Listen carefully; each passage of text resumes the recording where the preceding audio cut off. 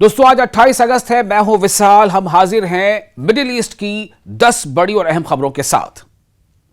Iran America Hormuz खोलने की कोशिश।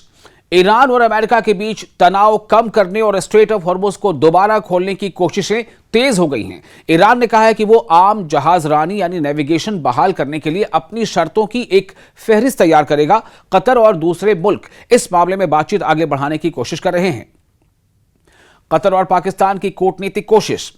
कतर ईरान और अमेरिका के बीच तनाव कम कराने में अहम किरदार निभा रहा है। कतर में वजीर खारजा ने तेहरान में ईरानी अधिकारियों से मुलाकात की और हॉर्मुज में जहाजों की आवाजाही को महफूज बनाने पर बात की।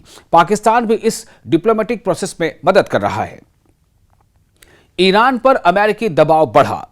अमेरिका ईरान पर नई माशी पाबंदियों के जरिए दबाव बढ़ा रहा है। ईरान इन पाबंदियों की मुखालफत कर रहा है और कह रहा है कि उस पर माशी दबाव डालना सही नहीं। चीन ने भी ईरान के साथ खड़े होने के इशारे दे दिए हैं। गजा में हिंसा जारी। गजा में इस्राएली हमलों की खबरों से इलाके में तनाव फिर बढ़ गया है। फिलिस्तीनी इलाकों में आम लोगों की मौतों पर यूनाइटेड नेशंस और दूसरे अंतर्राष्ट्रीय हलकों ने चिंता जताई है। इसराइल का कहना है कि उसके हमले हमास के लड़ाकों को निशाना बनाकर किए जा रहे हैं। वेस्ट बैंक में इस्राएली बस्तियों का मामला। वेस्ट बैंक में इस्राएली बस्तियों को लेकर तनाज़ बढ़ रहा है, कम नहीं हो रहा है। फिलिस्तीनी फरीक का कहना है कि ऐसी बस्तियां उनकी जमीन और मुस्तकबिल की फिलिस्तीनी रियासत के लिए बड़ा खतरा है। इस मुद्दे पर इसराइल और अंतर्राष्ट्रीय बिरादरी के बीच पहले से ही गहरा मतभेद है। सीरिया में कुर्द लड़ाकों और सरकार के बीच बड़ा बदलाव।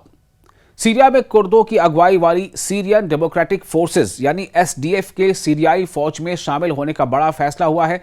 एसडीएफ के पूर्व लीडर को अंतरिम राष्ट्रपति का सलाहकार बनाया गया है। इसे सीरिया में कुर्दों और सरकार के बीच लंबे वक्त से चले आ रहे तनाव को कम करने की अहम कोशिश माना जा रहा है।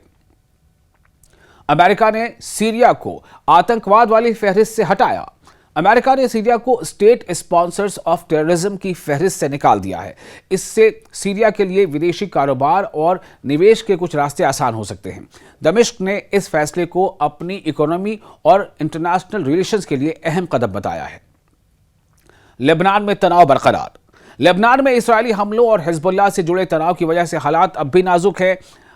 अंतर्राष्ट्रीय हलकों ने आम लोगों की सुरक्षा को लेकर चिंता जताई है। इलाके में किसी नई बड़ी लड़ाई को रोकना अभी सबसे बड़ी चुनौती बनी हुई है। हॉर्मुज की वजह से तेल और कारोबार पर असर। हॉर्मुज स्ट्रेट दुनिया के सबसे अहम तेल रास्तों में से एक है और यहां की परेशानी का असर पूरी दुनिया पर पड़ रहा है। एशिया में अगस्त के दौरान कच्चे तेल की आमद अभी भी जंग से पहले के स्तर से काफी कम रही है। भारत समेत एशियाई मुल्कों को मिडिल ईस्ट से तेल की सप्लाई में कमी का सामना करना पड़ रहा है। ईरान की जंग को 6 महीने, अब भी कोई साफ हल नहीं। अमेरिका और इसराइल की तरफ से ईरान के खिलाफ शुरू हुई जंग को अब करीब 6 महीने हो चुके हैं। रॉयटर्स के मुताबिक जंग ने ईरान को बड़ा नुकसान पहुंचाया है, लेकिन इसका कोई साफ और आखिरी हल अभी सामने नहीं आया है। इस लंबे टकराव ने मिडिल ईस्ट की सिक्योरिटी, तेल की कीमतों और पूरी दुनिया की इकोनॉमी पर दबाव बढ़ाया है।